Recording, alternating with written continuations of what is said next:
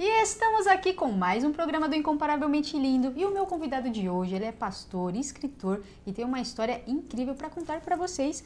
Eu já consegui, entrevistar ele pela nossa edição da rádio e eu precisava trazer ele para nossa audiência também aqui. Estou aqui com o Leonardo Bucalon. Seja muito bem-vindo. Muito obrigado, Vanessa, pelo convite. Feliz demais de estar aqui. Amei a experiência de participar com vocês na rádio, de contar um pouco da minha história e estou muito mais feliz de estar aqui com vocês hoje pessoalmente, poder te conhecer, que a gente só falava por WhatsApp ali até então, né? Conversando mais ou menos. Agora, um privilégio estar aqui. Muito obrigado mesmo pela oportunidade. Que legal. Seja muito bem-vindo ao nosso programa. Obrigada por ter aceitado o segundo convite, porque quando o testemunho é bom, a gente tem que espalhar, em todos os locais aí. Não, privilégio. Eu amei. Obrigado por convidar e se convidar pelo terceiro, eu volto. Vamos lá, que legal. Eu sempre gosto de começar com os convidados. Antes daquele encontro real com Jesus, os caminhos, que você percorreu, o que você fazia antes desse encontro, com seu pai. Falar um pouquinho pra gente por onde você andou. Vanessa, eu vim pra internet, o que aconteceu? Eu vim pra internet pra contar a minha história, o meu testemunho no ano passado por uma direção de Deus, mas eu enrolei muito pra falar disso porque eu sabia que era um tema polêmico. Então eu pensava que em mil e uma possibilidades que eu teria, que eu poderia enfrentar de problemas ou outras coisas por causa da minha história. Então, assim, durante a minha infância, foi uma infância muito conturbada por causa de ausência paterna, por causa de uma família disfuncional. Então, cresci numa infância muito perturbada, onde eu via meu pai, por exemplo, brigar com a minha mãe, batendo na minha mãe, ou ele roubando coisas nossas para empenhorar, para trocar por droga. Meu pai foi preso 5 vezes. Então, durante toda a minha infância, pré-adolescência, foi essa fase bem conturbada, onde era muito difícil pra gente. Por exemplo, eu já cheguei a falar que eu não amava meu pai, já fiz terapia por causa disso, né? Eu cheguei na psicóloga uma vez e falei assim, olha, eu não amo meu pai, mas a minha mãe e minha família falam que eu tenho que amar porque é meu pai, mas eu não amo meu pai. E eu lembro que ela falou pra mim que relacionamentos, mesmo que fosse com o seu pai, ele precisava ser construído. Ele precisava ser construído como amigos constroem relacionamentos, né? Que o amor ele não acontece do nada. E foi assim que eu comecei a ter essa visão. Mas daí, em contrapartida, quando a gente conhece a palavra de Deus, ela vai nos dizer que nós temos que honrar os nossos pais. E ela não vai nos dar uma consequência, não, mas uma condição. Né? Honre seu pai se ele for assim, ou se ele estiver nos caminhos certos. A Bíblia nos dá uma ordem de honrar os nossos pais. Então, para mim, esse conflito era muito grande. Dentro da igreja, dentro do que minha família falava, do que a psicóloga me falava. Então, assim, esses conflitos sempre foram tão difíceis para mim que eu fiquei muito perdido. Então, na minha vida, quando eu me encontrei fazendo as coisas que eu fazia, e agora falando abertamente, que eu só da introdução não falei de onde eu vim, o que eu fiz, quando eu comecei a me envolver com outros homens, que eu assumi para minha família, por exemplo, a homossexualidade, que eu falei para as pessoas que eu tinha interesse por pessoas do mesmo sexo, eu culpava muito meu pai. Por isso que eu comecei falando disso. Porque eu achava que a ausência do meu pai, ela era a total culpa da minha sexualidade ser deturpada. O que hoje eu tenho uma visão teológica um pouco diferente, né? Acredito que várias coisas, elas são consequências disso, elas ajudam, apoiam para que você tenha algumas, como eu posso dizer, algumas questões que você fica meio perdido, mas teologicamente hoje eu vejo como o pecado a principal fonte. Mas quando eu estava fora da igreja, era assim que eu me encontrava e eu culpava muito meu pai por isso. Então, homossexualidade e culpando meu pai por isso. Então, porque meu pai batia na minha mãe, porque meu pai brigava com a gente, porque meu pai sempre estava preso, porque meu pai empenhorava as nossas coisas para trocar por droga. Então, eu procurava meu pai como culpado da minha vida passada antes de ter um encontro com Deus. Então, fui para assumir a homossexualidade para os meus pais. Na época foi um tempo muito difícil. Minha mãe ficou muito triste, muito frustrada. Eu acredito que seja uma reação que a maioria dos pais tem, né? Na hora que você assume, que você conta isso. Meu pai, por exemplo, brigou muito, não falou comigo por um tempo. Daí depois a gente vai entregando as vontades da carne, porque o problema do pecado é que a gente quer, por vaidade aos nossos desejos ou aos nossos sentimentos, às nossas próprias vontades, não fazendo a vontade de Deus. Então aí você vai se entregando a vários outros desejos, né? Uma vez que você consegue assumir uma coisa que principalmente dá vergonha, que é difícil de você falar porque você não sabe a reação dos outros, para mim o resto ficou mais fácil. Então eu comecei a frequentar as baladas, comecei a frequentar lugares que não eram apropriados, comecei a usar drogas, comecei a fazer um monte de outra coisa. E quando eu falo disso na internet do meu testemunho, as pessoas até brincam comigo falando assim, então você está fazendo associação a homossexuais com drogas. Não, eu conto a minha história para as pessoas. E a minha história foi assim, foi o ponto de partida. A partir do momento que eu tive coragem de assumir para os meus pais, o que mais me dava medo, mais me dava vergonha, para mim foi muito mais fácil eu fazer as coisas que eu já queria fazer. Porque o meu coração era caído, o meu coração é inclinado ao pecado. Então eu já queria fumar, eu já queria experimentar bebidas, eu já queria experimentar drogas, eu só precisava encontrar um caminho para fazer todas essas coisas, achando que era o que ia me satisfazer.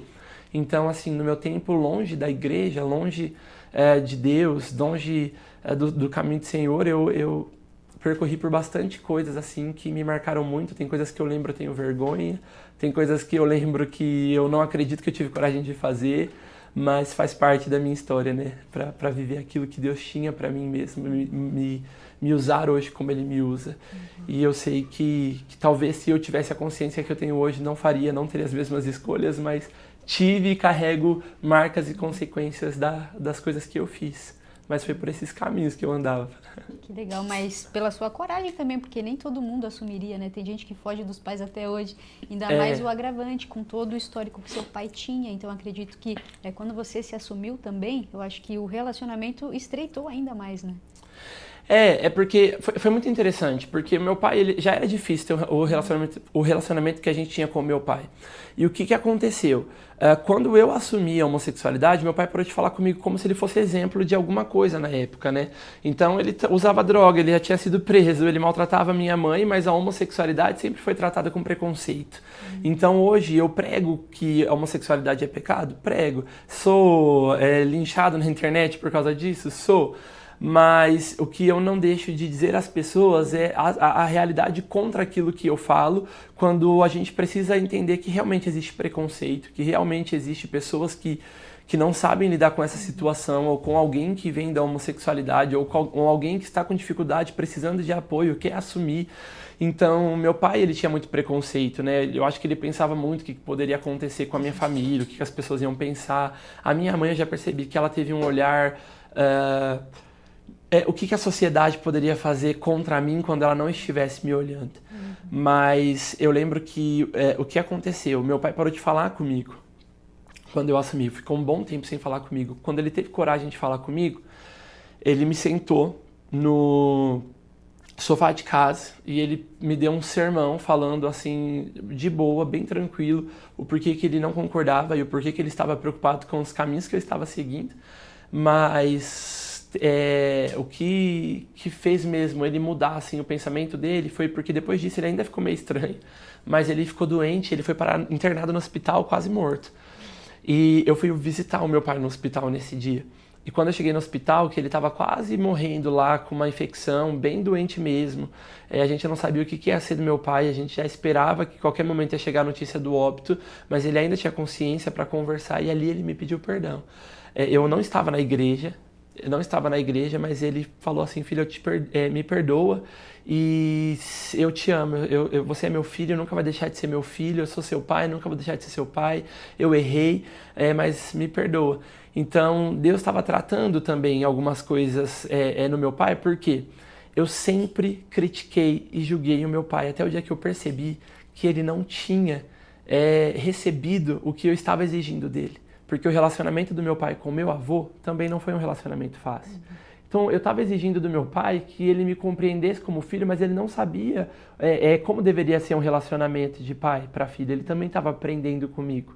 Então, mesmo que ele tenha sido uma pessoa que acabou encontrando as drogas, que não foi muito boa, uma referência muito boa, quando Deus me mostrou que meu pai também tinha ausência paterna, que o meu avô também não soube entregar para o meu pai talvez o amor ou a atenção que ele precisava, foi quando eu consegui perdoar o meu pai de verdade. Porque eu percebi que ele também era filho. ele também precisava da paternidade de Deus, curando nele preenchendo as lacunas, curando as feridas, transformando tudo aquilo que precisava ser transformado. Daí eu perdoei meu pai, porque eu enxerguei ele na mesma posição que eu queria que ele me tratasse, só que ele não recebia. Daí eu percebi, só tem uma única pessoa que vai poder transformar a nossa vida e curar todos esses traumas paternos. E é o Deus Pai, que é perfeito, que esse sim não erra.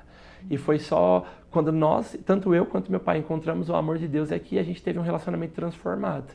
Que incrível. Então, quer dizer, Deus vai mudando todas as áreas ali, né? Isso é incrível. E esse momento no hospital com seu pai foi tremendo ali. Ali você já viu o agir de Deus, né? Naquele momento ali eu chorei muito. Foi o momento que eu consegui ter perceber que meu pai não era tão ruim assim, porque eu achava que ele era só ruim, né? Eu pensava assim, meu pai é um monstro. Mas naquele momento eu percebi que, na verdade, dentro dele existia alguém que tinha fragilidades também, né? Porque ele é muito carrasco, meu pai, né? Mas daí, depois de cristão mesmo, quando eu tive essa experiência de paternidade com Deus, é que eu percebi que ele também precisava ser curado. E foi vendo uma foto, acredita? Eu tava mexendo assim e vi uma foto dele com o meu avô, ele abraçando meu avô. Era um dia que teve um culto na casa do meu avô. Meu pai abraçado com meu avô, chorando, porque Deus estava falando com meu avô estava emocionado e alguém registrou esse momento. E olhando aquela foto que eu percebi que Deus falou comigo, seu pai também precisava ser curado, porque ele também não teve uma referência paterna. Entendeu? E é o que hoje eu trago para as minhas filhas, né?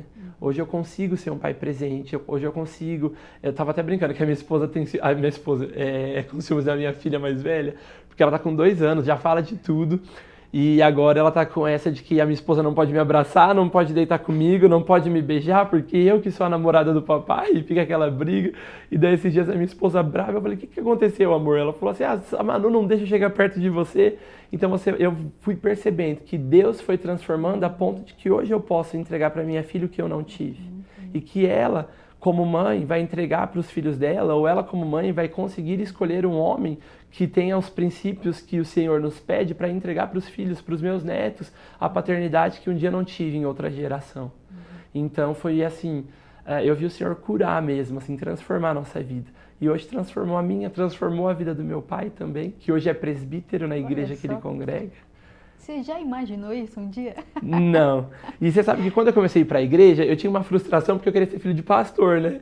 Eu falava assim, eu tenho um monte de amigo que é filho de pastor e eu não sou filho de pastor porque meu pai nunca foi pastor, meu pai foi drogado, meu pai foi não sei o quê, pelo amor de Deus, eu queria ser filho de pastor. Ainda mais que eu fui de uma igreja, uma época que tinha um ministério para filhos de pastor. E daí tinha vários eventos que só os filhos de pastores poderiam entrar, né? E ser humano gosta de status, né? A gente, na verdade, vive procurando um ciclo social em que a gente se encontre, né? Então a busca do ser humano por relacionamentos nos causa esses sentimentos. Eu vi aqueles eventos, eu queria ser parte. Que legal. Geralmente o pessoal que é filho de pastor hoje, né, você fala assim, não queria ser não, porque tem uma cobrança, né, você querendo ou não, tem uma cobrança porque vai pensar que você é o próprio pastor. Então quer dizer, se o pai é pastor, você também tem que andar na linha, né? E esse ministério era justamente por causa disso. Porque a gente só sabe, a gente só conhece o quanto sapato da outra pessoa aperta quando a gente calça. E esse ministério, ele não existia para que eles tivessem eventos porque, nossa, eles são filhos de pastores. Mas é porque a igreja entendeu a cobrança que eles tinham da igreja, ou o posicionamento, por exemplo. Às vezes tem filhos de pastores que não conseguem ter o pai tão presente porque o pai está com a vida tão dedicada às outras pessoas ou à igreja que acaba falhando na presença e acaba sendo ausência paterna também. Então esse ministério era para cuidar disso, mas na minha cabeça, na época, né, eu era adolescente, eu queria só ser filho do pastor, porque eu queria ter os eventos. Que legal, não, mas é interessante, é a primeira vez, gente, que eu escuto que alguém queria ser filho de pastor, olha só. Mas os meus amigos não queriam, os que eram não queriam ser filhos de pastor. Que geralmente, assim, quem fala, ai não acredito, meu pai é pastor e agora eu vou ter que ser, né, andando na linha. E hoje eu sou pastor e eu fico conversando com a minha esposa pensando, será que as minhas filhas vão ter cobrança da igreja? Como será que as pessoas vão tratar? Será que elas vão falar o que os meus amigos me falavam? Complicado, né? Mas deu certo aqui. Agora seu pai também está nos caminhos do Senhor e hoje você tem uma referência em casa. Isso. Daí meu pai hoje ele é um paizão, hoje ele é um avô. E quando então ele foi avô, que nasceu a minha mais velha, nossa, daí eu mudei todo o meu sentimento pelo meu pai. Tudo que eu não sentia, eu comecei a me tornar apaixonado pelo meu pai. Porque meu pai, ele começou a tratar minha filha com o intuito de resgatar tudo aquilo que ele não conseguiu entregar para mim. E meu pai é o melhor avô do mundo. A minha filha é apaixonada. Agora ela estava de férias, ela passou quase 15 dias com a minha mãe e com o meu pai. E daí eu ia lá buscar, ela não queria voltar para casa, ela queria ficar com eles. Apaixonada. Aí meu pai levou ela para pescar. E daí tudo que ela quer meu pai dá, porque daí mima. E daí eu vendo carinho assim pro meu pai. Esses dias eu falei para minha esposa, né? A gente estava conversando e ela estava no pesqueiro e ela falou assim, ai que medo ela no pesqueiro. Eu falei assim, amor, meu pai pularia nessa água, morreria afogado, mas ele salvaria minha filha. Eu tenho confiança de que meu pai cuidaria dela tão bem. Porque a gente vai vendo o Senhor restaurando mesmo. E a oportunidade que o Senhor me deu de ter um filho não foi só cura para a minha vida, conseguiu também alcançar o coração do meu pai. E hoje a minha filha, ela é cura também para o meu pai. E ele já virou para mim e falou assim, você não sabe quantas vezes que no meio dos dias difíceis eu tive vontade de desistir. Mas quando eu lembro do sorrisinho da Manu, que é a minha filha mais velha, quando eu lembro do sorrisinho da Manu, agora tem a Isabela também, né, que eu tenho uma mais nova, mas quando eu lembro o sorrisinho delas, eu penso imediatamente em continuar. Elas têm sido gás para mim tantas vezes em que tem sido difícil. E eu vejo como Deus tem sido fiel, né, de usar minhas filhas hoje para nos curar. Isso é muito bom. E Deus faz obra completa, tá, gente? Mas agora eu quero que você conte também como foi o encontro real com Jesus, esse start mesmo, sabe? Poxa, agora realmente eu preciso mudar de vida. O que te motivou a isso também? Quando eu comecei a frequentar a igreja, eu tive muita dificuldade com algumas coisas que as pessoas me falavam sobre homossexualidade. Então, a primeira coisa, a homossexualidade era tratada dentro da igreja como se fosse um pecado tão ruim que nenhum outro, se comparado, poderia ser pecado, tão ruim quanto. Então eu chegava dentro da igreja, se as pessoas soubessem do meu passado, elas já me olhavam de maneira diferente, como se eu não tivesse direito de regeneração por causa do sacrifício de Cristo. Como se ele não fosse suficiente para um homossexual. E até hoje a gente vê em alguns lugares, por exemplo, pessoas que elas sofrem porque a igreja não acredita na mudança de alguém que veio da homossexualidade, não generalizando. Mas infelizmente isso acontece no meio cristão e eu passei por isso. Então as pessoas queriam que eu vivesse alguma libertação que ela fosse visível por causa dos trejeitos, talvez, ou por causa de uma voz afeminada. Então as pessoas não se preocupavam com a mudança interna, elas se preocupavam com a mudança externa. Então na cabeça das pessoas, o que elas falavam para mim? Você precisa manifestar um dia aqui num culto um demônio que faz a homossexualidade acontecer na sua vida, e daí depois que a gente expulsar esse demônio nesse culto de libertação, aí sim você tá livre. Aí você vira hétero. Daí você vira hétero, exatamente. Ou as pessoas falavam, você tem que fazer uma oração específica, porque daí você vai deitar, você vai dormir depois de orar, e você vai acordar no dia seguinte tão macho que você não vai poder ver uma mulher na rua. E eu fui muito frustrado com a igreja. Sim. A igreja me frustrou muito por causa disso. Porque isso nunca acontecia. Nunca manifestava um demônio. Nunca que eu orava e acontecia essa mudança de sentimentos. E eu comecei a perceber que as minhas expectativas estavam sendo frustradas porque as pessoas me faziam acreditar naquilo. E por ter expectativas frustradas que eu me afastei do evangelho. Até que um dia, num culto de jovens, eu encontrei o nosso líder e a gente estava numa conferência e ele resolveu falar sobre esse tema, sobre homossexualidade. Ele falou assim, se chegar um casal aqui, dentro dessa igreja, que é homossexual, como igreja, como nós vamos tratá-los? Como a gente vai receber? Porque vocês estão achando que uma pessoa que é homossexual não tem direito do céu igual você tem, porque o que você tem de bom que ele não tem? Ninguém tem nada de bom, né? Nós acreditamos na depravação total humana, né? Os homens, nós nascemos caídos, né? Nós nascemos inclinados ao pecado. Então, ele começou a trazer comparações que ninguém nunca tinha feito. Por exemplo, um homem hétero que se casou, mas ele tem dificuldade a desejar apenas a sua mulher, e ele cobiça a outra mulher, e ele deseja a outra mulher, é pecado sexual da mesma maneira. Ou um casal jovem que é heterossexual, mas não consegue esperar até o casamento e tem relação antes do casamento, é pecado sexual da mesma maneira. Só que são pecados que as pessoas conseguem manter cobertos. Por quê? Como a pessoa que veio da homossexualidade, ela chega com trejeitos, ela tem voz afeminada, ou uma menina, ela chega na igreja, só que ela tem um corte de cabelo masculino, ou ela usa roupas masculinas, é muito mais fácil a gente identificar esse pecado e querer expor essa pessoa. Então, por causa disso, a gente vai acabando mascarando outras coisas como se estivesse tudo bem e condenando apenas aquele pecado que a gente vê. Quando, na verdade, todos nós carecemos da glória de Deus, da graça de Deus, da misericórdia de Deus, e não tem nada que a gente possa fazer pela nossa própria força para nos salvar. É o sacrifício de Cristo. E esse é suficiente. Não precisa de mais nada. Não existe um ritual religioso que possa fazer com que essa pessoa seja liberta. Não existe uma fórmula mágica que você possa oferecer para que essa pessoa seja liberta. O que vai fazer com que essa pessoa seja livre é a palavra de Deus. É o Evangelho. É Cristo, é o sacrifício de Cristo, esse é suficiente.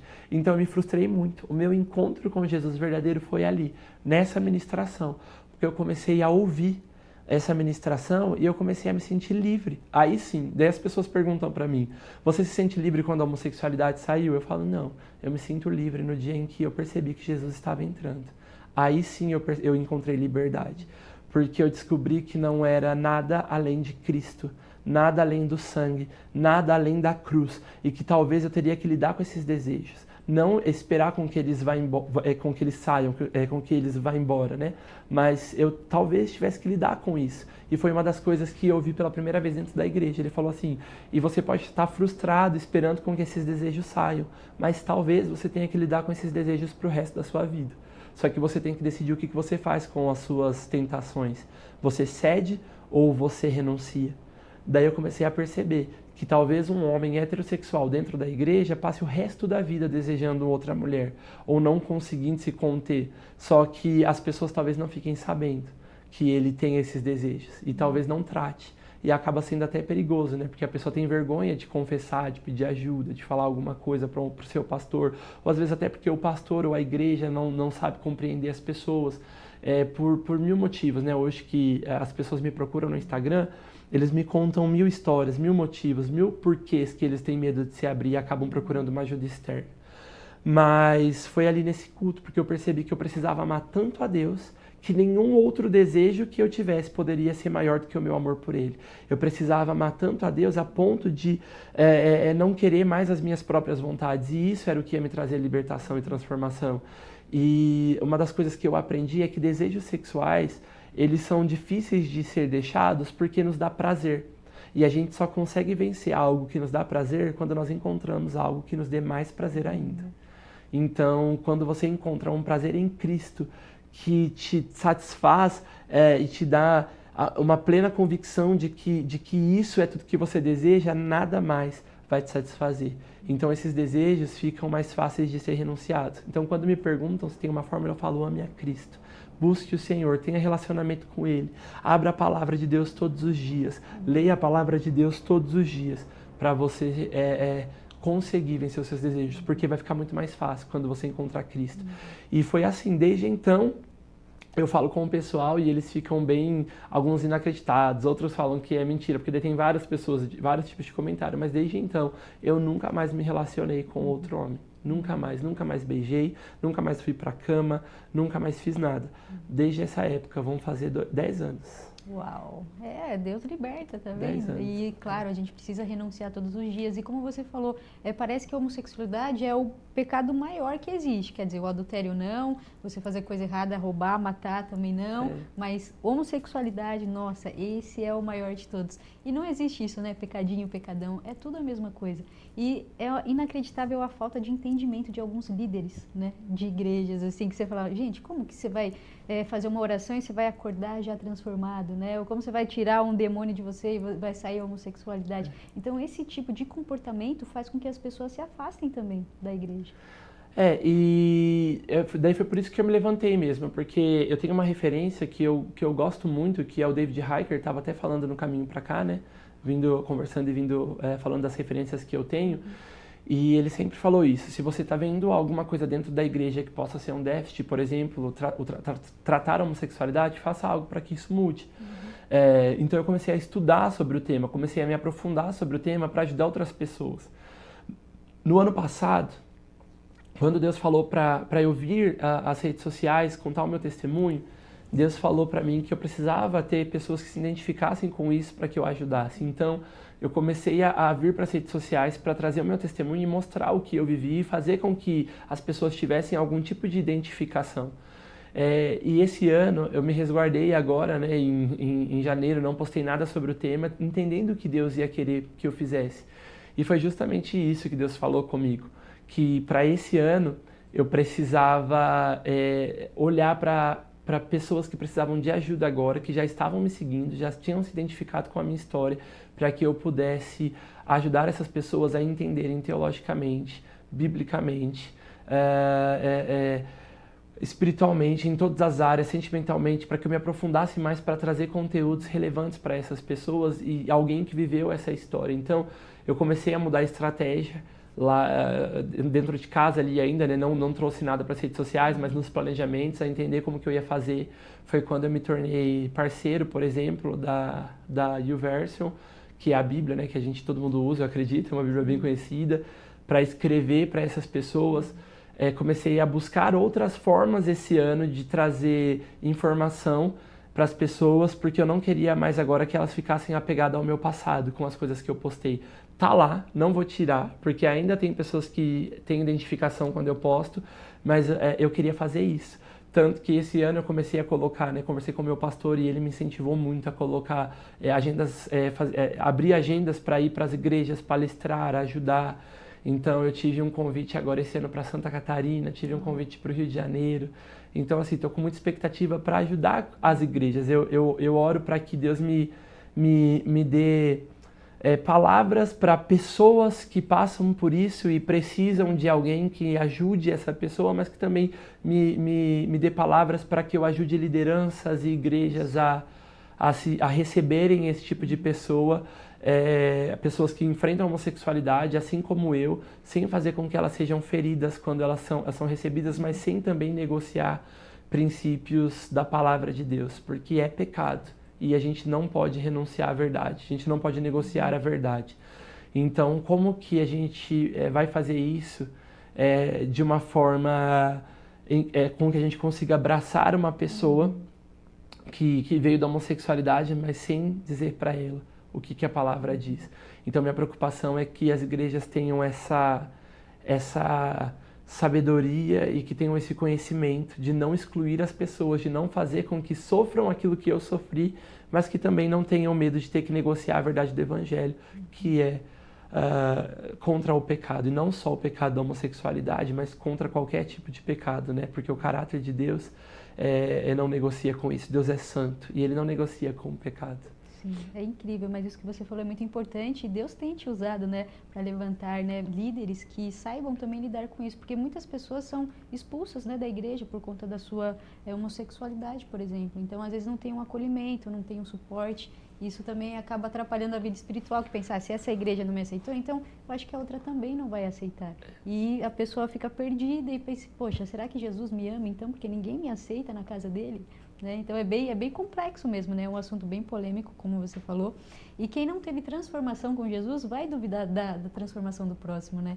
E isso também é uma coisa que você teve que lidar, né? Deve lidar até hoje também. Quando eu fui para as redes sociais no ano passado, que eu fui contando meu testemunho, eu já me preparei. Deus falou comigo no começo do ano, mas eu não tive coragem de ir no começo do ano direto para as redes sociais. Quando foi mais ou menos em abril, eu acredito que um amigo meu que é líder de uma igreja também, pastor de jovens de uma igreja, me chamou para ministrar lá para os jovens sobre imoralidade sexual. E ele queria que eu contasse o meu testemunho dentro dessa mensagem. E naquele dia eu entendi que era realmente Deus me dando um empurrãozinho necessário para eu entender que era realmente o que Ele queria, que eu começasse a trazer para as pessoas aquilo que eu vivi. Porque até então eu vivia num ambiente de igreja, frequentava um ambiente de igreja, eu acredito que as pessoas olhavam para mim e percebiam trejeitos, mas nunca era falado. Antes disso, eu só tinha falado uma vez, que era para um grupo de pré-adolescentes, não era nem para os pré-adolescentes, mas era para um time de liderança da igreja, pré-adolescentes, e foi a primeira vez que eu falei sobre isso, foi lá na Lagoinha Campinas, o pastor Cristiano Breda, que me chamou para falar, foi a primeira pessoa que disse, olha, vem aqui dar um treinamento sobre isso. E eu falei, para os líderes, e depois foi também na Lagoinha Campinas o pastor Ivan que me chamou para pregar sobre moralidade sexual, e eu percebi que então tinha pessoas que queriam parar para ouvir o que eu tinha para dizer, porque até então eu achava que não era relevante, eu achava que tinha gente boa demais aí por aí falando, Andréa Vargas, David Heiker, Juliana Ferron, eu acho que é assim que se pronuncia o nome dela, pessoas que eu acompanho, então eu falava, não pode ser. Só que era o que Deus tinha mesmo. Então, quando eu recebi esse empurrãozinho, eu falei assim, então Deus, eu vou. Só que daí eu fiquei 6 meses olhando as redes sociais de pessoas que já falavam sobre isso e vendo o tipo de comentário que essas pessoas recebiam. Por quê? Eu queria me preparar para quando eu recebesse esses comentários, que eu já tivesse tão familiarizado que eu já nem ia me importar mais. Então, quando as pessoas começaram a comentar nas minhas coisas, eram os mesmos comentários, eram iguais. Parece que é um Ctrl+C, Ctrl+V e vai colando de todos os influencers que falam sobre isso, né? De pessoas ou pastores que tratam esse tema, ou teólogos que tratam desse tema, né? Porque cada um na sua área, mas era sempre os mesmos comentários. E até hoje, por exemplo, eu já até falei que tem os tops 3 lá, ou top 10 comentários que mais tem. A brincadeira, tá descobrindo que a sigla B a sigla B de LGBT já não é biscoito, assim que eles falam, ou eles falam assim, galão que levou querosene nunca perde o cheiro, tem outros, vai indo. E daí a gente tem uns que eu zoo, racho o bico, brinco, tem uns que eu devolvo na brincadeira, deles ficam bravos porque eu devolvi alguma brincadeira que eles não gostaram. E daí eu vou seguir a vida, mas na maioria eu não respondo porque são os mesmos comentários. Até que teve esses dias atrás que um menino comentou isso, né? Entre vários, comentou assim, galão que já levou querosene não perde o cheiro. Daí teve um seguidor que me defendeu lá, ele pegou e falou assim, na verdade, um galão que se encontrou com Jesus e foi lavado pelo sangue não só perde o cheiro, como também muda de vida. Nossa. Daí eu falei assim, pois é, né? Deixa eles então que se resolvam, mas eu não apago os comentários, não bloqueio, isso poderia ter sido uma opção, mas eu não bloqueei porque, querendo ou não, ajuda a mensagem a ir mais longe, né? Exato. Daí trabalha em favor do engajamento, daí eles não gostam também. Porque eles falam assim, tá querendo biscoito na internet, tá engajando. Eu falo assim, então obrigado, seu comentário também ajudou a mensagem a chegar mais longe. Em contrapartida, foi assim, um boom, porque eu saí, por exemplo, eu postei meu primeiro vídeo em julho do ano passado. Então não tem nenhum ano que eu vim pra internet falar disso. Então, em julho do ano passado eu tinha um Instagram comum, menos de um ano depois eu tenho um Instagram com 22 mil pessoas que não para de chegar.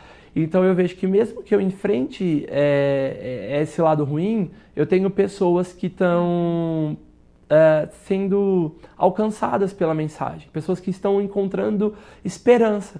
Então eu recebo muita mensagem, gente pedindo ajuda, gente desabafando, gente chorando, gente pensando em desistir, ou gente que manda mensagem falando assim, olha, eu pensei em desistir, mas eu vi a sua história, e a sua história me trouxe ânimo. E as pessoas verem o que Deus fez na minha vida, porque eu posto muito coisas da igreja também, né? Então as pessoas olham, me veem hoje que eu fui ordenado a pastor, que eu sou casado, que eu sou pai. Então as pessoas vão vendo possibilidades de mudança, né? E então, por mais que eu enfrente os haters, né, que são comuns, que eles fazem parte da internet hoje, eu também tenho um propósito cumprido e pessoas ouvindo o evangelho. Então isso para mim já supera, né? A cada comentário que alguém me manda lá, que eu vi que eu consegui ajudar alguém, já não faz mais sentido ficar dando atenção para esses demais, então eu nem leio, fica lá. Às vezes minha esposa vem e me fala um comentário ou outro, que ela deu no vídeo de casamento. Esse foi o hater que mais feriu a minha esposa, tá, gente? Vou contar pra vocês. A gente tava... eu postei um vídeo que tem a cena do nosso casamento e a minha esposa foi fazer maquiagem no dia e colocaram uns cílios bem grandes nela. E ela tem um olho bem grande, sabe, a minha esposa? Um olho bem grandão, assim. E colocaram uns cílios que ficou bem grande, assim, os cílios. Daí comentaram assim, tava querendo voar com esses cílios. Daí eu morri de rir. Então a gente vai lidando assim de boa. Sim. Mas nunca nos feriu, assim, a ponto da gente querer desistir, querer chorar. Deixa eles lá comentando. Quanto mais eles comentam, mais longe chega. Melhor, né? Verdade. E hater sempre vai existir, né? Não tem como, mas como você falou também, cuida do engajamento aí. Mas o importante é o que você está fazendo, né? Levando o evangelho, contando a sua história e fazendo aquilo que Deus te chamou para fazer, né? Então, assim, teve a fase difícil do seu entendimento, do seu encontro com Jesus, mas hoje você é usado para alcançar vidas que precisam e passam pelo mesmo processo que você passou também. E para mim é quando tudo faz sentido, quando eu vejo realmente que está acontecendo, que as pessoas estão tá chegando a mensagem para as pessoas e que as pessoas estão encontrando algum tipo de motivação. Daí para esse ano eu já pensei, por exemplo, em ter um encontro de discipulado com essas pessoas online. Então eu comecei a olhar agora para como que eu posso ajudar de outra maneira, não mais ficar só postando a minha transformação, né? Que são os vídeos que chegam, que fazem com que as pessoas se identifiquem e cheguem até mim. Mas ser muito mais relevante em poder ajudar as pessoas teologicamente mesmo, pessoas que ouvem mentiras.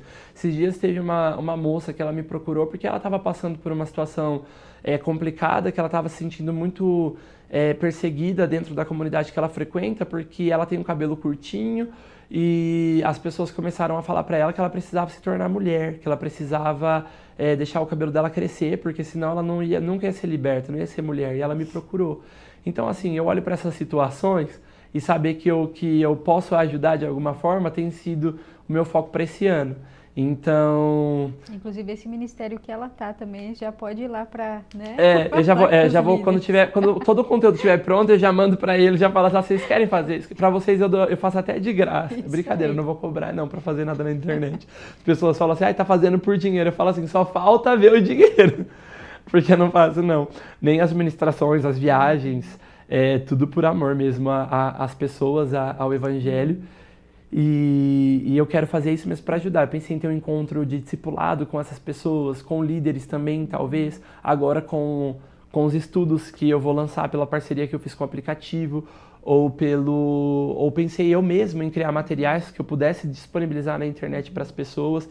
Mas eu tô pensando ainda nessa forma em ter várias estratégias para alcançar o máximo de público que eu puder alcançar e ajudar o máximo de gente que eu puder alcançar.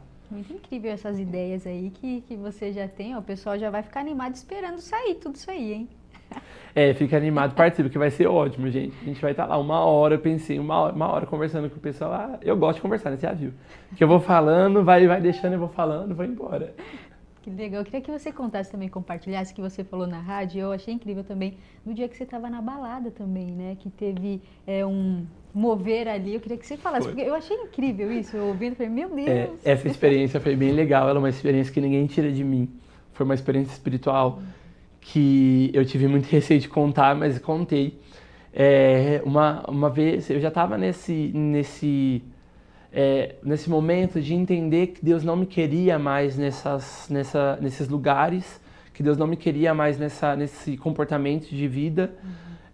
E eu estava nesse conflito interno, mas ainda estava saindo, né? Não tinha ido na igreja ainda. Isso foi antes dessa experiência com esse culto, com o pastor Cezinha na época. Mas eu estava assim, já sabia que não era o caminho que eu precisava estar, mas ainda estava frequentando as baladas, né, indo para os lugares. Daí a gente foi para uma balada bem conceituada lá na minha cidade, né, para público LGBT.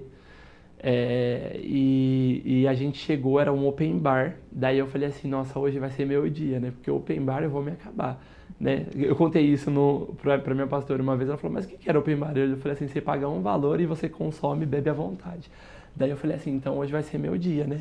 E daí, quando era open bar de Catuaba, gente, bebida ruim, mas que eu bebi até umas horas. Falei assim, hoje é o meu dia. Meus planos eram esses, que eu ia beber muito, que ia ser à noite. Daí a gente entrou na balada, era tipo assim, umas 10 horas quando abriu e a gente entrou. Tocou 1, 2, 3 músicas logo no comecinho, devia ser assim, umas 10h30. Caiu um menino no chão e ele começou a se contorcer. Naquele momento, a primeira coisa que eu pensei era se ele pudesse estar tendo algum tipo de ataque epilético ou que ele estivesse passando mal, mas daí eles tinham lá a enfermagem, tinha o pessoal e eles não estavam entendendo o que estava acontecendo com o menino. E na hora que ele caiu, que ele passou mal, deu um apagão na balada, todinha. Apagou a balada e a gente tinha 2 caminhos para ir. Ou você descia para um lugar que a gente chamava... como se fosse assim, acabou pra pessoa ali, era o fim, a pessoa bebeu, ficou muito bêbada, não aguentava mais levantar, atacava lá nesse lugar, a pessoa ficava lá até o dia seguinte, na hora de ir embora, o amigo pegava e levava embora. Ou ia pro fumódromo, daí eu peguei e saí no fumódromo, que ele ficava na avenida, olhei lá, tava tudo com energia, tava com energia nos bares, tava com energia nas padarias, nas lojas, era uma avenida bem movimentada, Entrei pra dentro, a balada tudo escura, tinha dado um estouro no som. Sabe quando você tá... Acho que todo mundo que vai pra igreja já passou por isso. Quando você tá ali no ensaio, o músico tira o P10 do som, faz pá, assim, todo mundo leva um susto. Fez um barulho, o som estourou. Acabou som, acabou luz e só a balada ficou sem energia. Acenderam as luzes de emergências, que é aquela que fica na bateria quando apaga, acende. Acenderam as luzes de emergência e começaram a descer as pessoas para esse lugar onde o pessoal ficava lá. Daí eu desci também, quando eu desci lá, tinha um monte de amigo meu sentado e as pessoas choravam copiosamente. Mas elas choravam muito, era choros de soluçar. E eu perguntando, o que foi, gente? Por que vocês estão chorando? E ninguém entendia o que estava acontecendo, o pessoal chorando. E eu falando, gente, o que foi? Daí eu sentei perto de uma amiga minha, que ela pegou e falou assim, Léo, eu não sei o que aconteceu, eu nem vi o que aconteceu lá em cima, só que eu tô com uma angústia no meu coração muito grande, meu coração tá pesado, eu não consigo entender, é como se dentro de mim tivesse um vazio muito grande.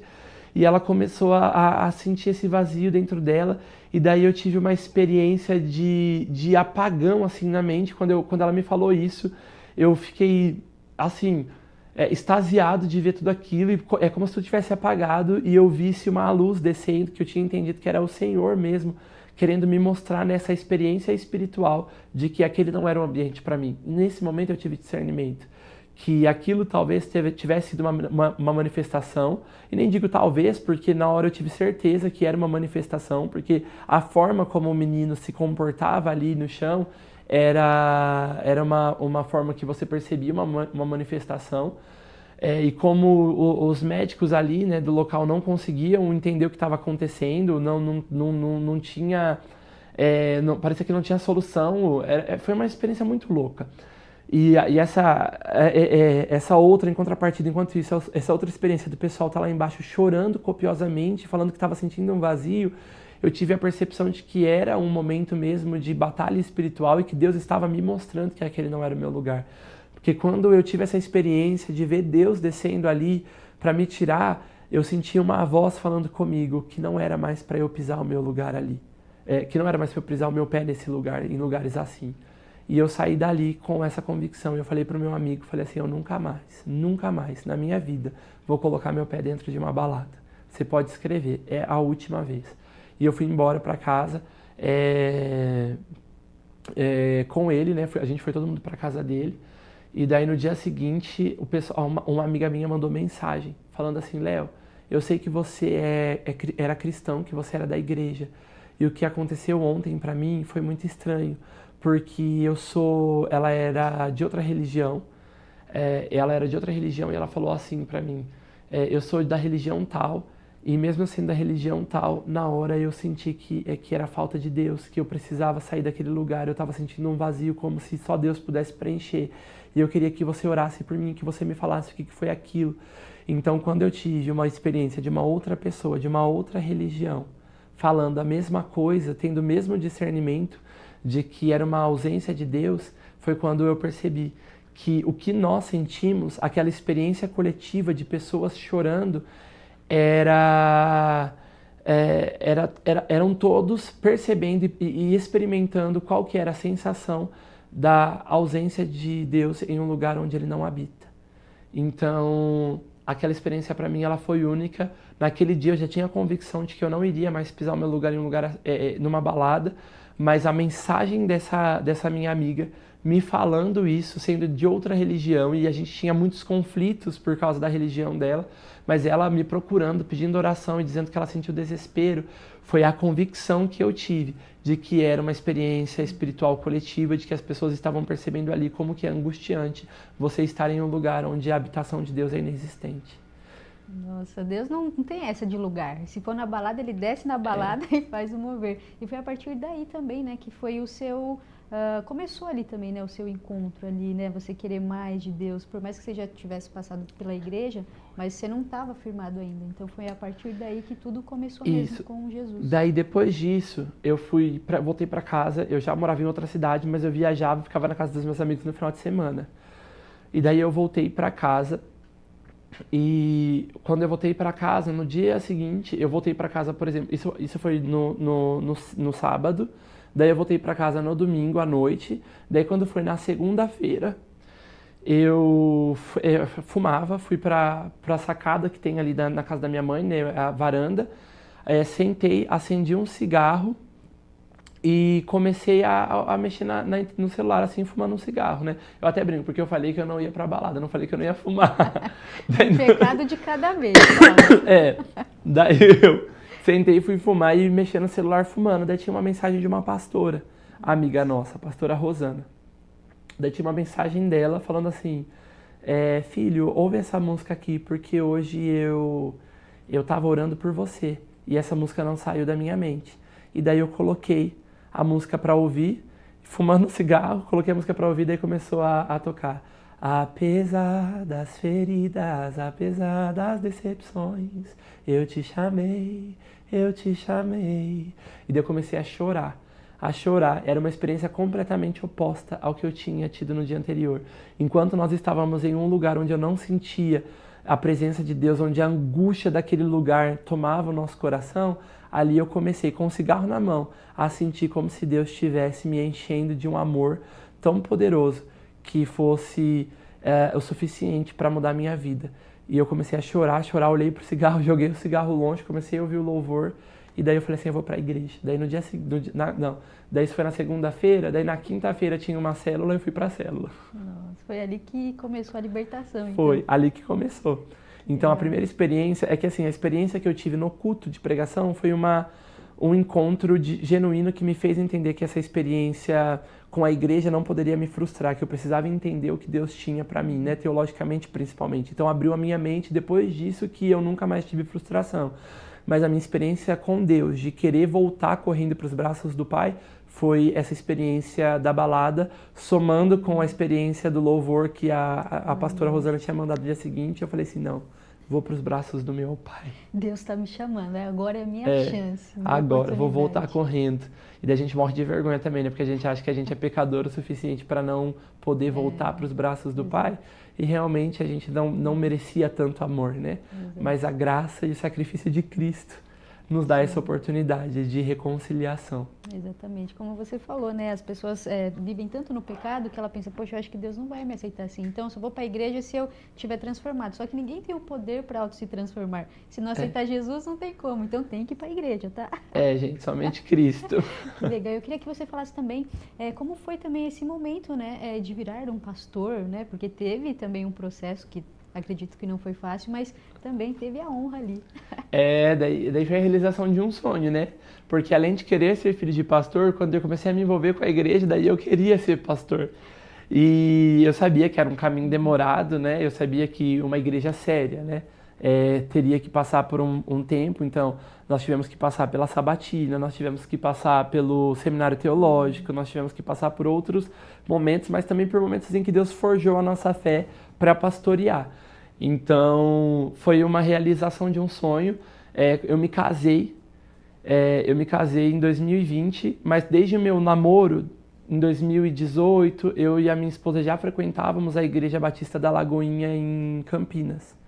Então, nós íamos nos cultos lá, nós frequentávamos lá, e ela aqui de São Paulo. Aproveita o gancho e já conta também a história já intercalada com o pastor, porque é interessante também saber como você conheceu a sua esposa, né? Porque esse é o testemunho, esse foi o milagre que Deus realizou também. Foi um milagre incrível, porque eu conheci a minha esposa viajando aqui para São Paulo numa festa de Ano Novo que eu tava de penetra e fui ver ela lá na igreja cantando, me apaixonei por ela. Uau. Daí a irmã dela falou assim, nem fala disso perto da Fernanda, que ela nunca mais vai olhar na sua cara, ela não vai querer mais falar com você, porque ela tinha muitas feridas também. Mas Deus me deu ela. Daí a gente se conheceu na igreja, passei uma virada de ano com a família dela, daí a gente começou a conversar pro WhatsApp, teve um relacionamento à distância, e eu dizia, Deus, eu não mereço essa mulher, porque olha a vida que eu vim, e a Fernanda se guardou, né, pro casamento, a Fernanda casou virgem. Então eu pensava, Deus, eu não mereço essa mulher, impossível, ela era crente demais pra mim. Só que Deus fez, era a mulher ideal, gente, eu precisava da Fernanda mesmo na minha vida. Porque ela me compreende, ela me ajuda, ela me apoia, e daí nós fomos construindo juntos o nosso ministério, né? Nós começamos nós liderávamos jovens quando estávamos em igrejas opostas, no tempo que a gente se conheceu. Depois nós começamos a frequentar a Lagoinha Campinas. Daí nós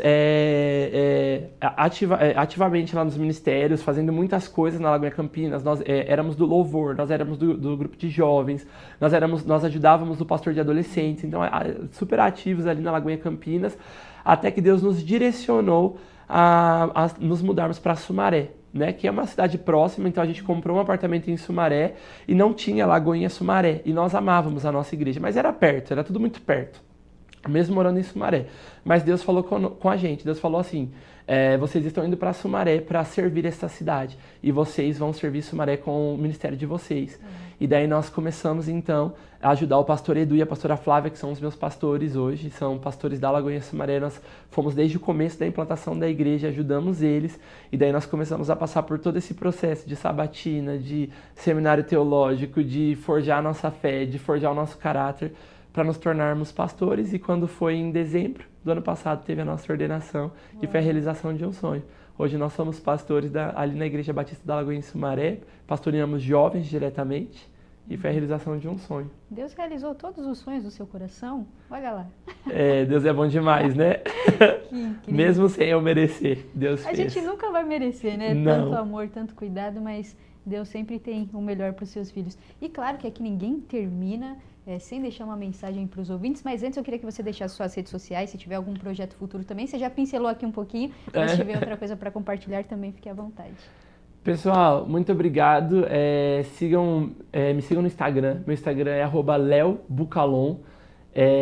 Lá eu compartilho muito sobre a minha vida, sobre tudo isso que eu falei aqui, compartilho estudos teológicos e com esses projetos que já falei aqui de ajudar vocês que passam por isso ou lideranças de igreja que precisam entender como lidar com as pessoas que chegam na igreja sendo pessoas LGBTs, pessoas com desejos homoafetivos.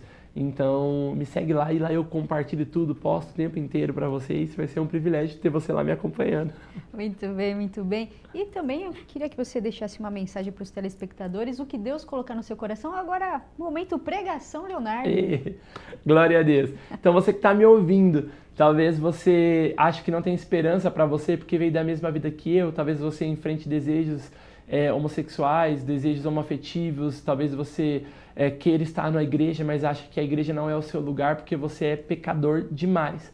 E eu quero te lembrar que uma vez o apóstolo Paulo foi falar sobre a depravação humana, sobre a graça de Deus, e ele disse que Cristo veio para os pecadores, e ele olha para si e ele se refere da seguinte maneira, que Cristo veio para os pecadores, dos quais eu sou o pior.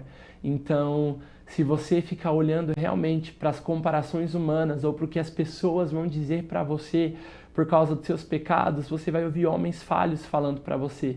Mas você precisa entender que apesar de ter suas falhas, os seus pecados, não é tarde para você.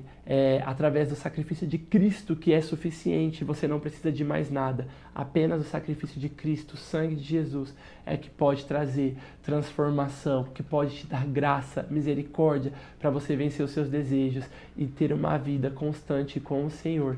Então, mesmo que você olhe para si e pense nos seus pecados, eu gosto muito de um versículo que eu acho que está em Romanos 7:24, em que Paulo também vai dizer: miserável o homem que sou. Então, se você olhar para você mesmo, você vai perceber que você precisa do Senhor e que a sua dependência realmente está nele. Então, quando as pessoas olharem para você, para apontarem de forma indevida os seus pecados, você vai se lembrar dessa palavra, de que você pode ter uma transformação através da graça e da misericórdia do Senhor Jesus. E a única coisa que você precisa entender é que o Senhor não negocia com pecados e que você precisa entender a palavra de Deus e deixar de lado as suas vontades. O Evangelho é um convite à renúncia, negar a si mesmo, tomar a sua cruz e seguir a Cristo. Então ele te chama para uma vida de santidade e não uma graça que te dá o direito de continuar fazendo as suas próprias vontades e cometendo seus pecados, mas uma graça que te dá o direito de se arrepender e de clamar Pai, de clamar o Senhor como Pai, que te dá o direito de ser chamado de filho. Que Deus abençoe. Uau, foi uma mini pregação agora mesmo aqui, hein?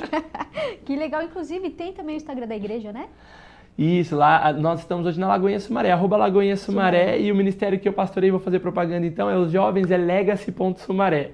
Isso aí, então segue lá, pessoal. Leonardo, eu quero já agradecer a sua participação aqui no nosso programa. Muito obrigada, né, por ter entregado tanto, por ter contado de uma forma tão leve, que às vezes é um assunto polêmico, né, e às vezes é até difícil de você conversar, mas você tirou de letra isso aqui. Você tá vendo? Glória a Deus. É seu chamado mesmo. Glória a Deus. As portas aqui estarão sempre abertas e que Deus continue abençoando demais sua vida, sua família e esse lindo ministério. Muito sucesso, viu, Leonardo? Obrigado, muito obrigado pelo convite. Fiquei feliz demais.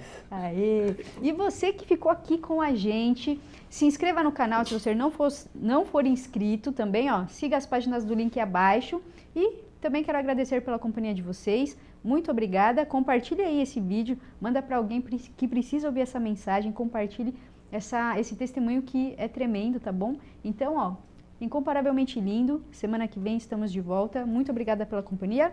Um beijo no coração. Até mais. Tchau, tchau.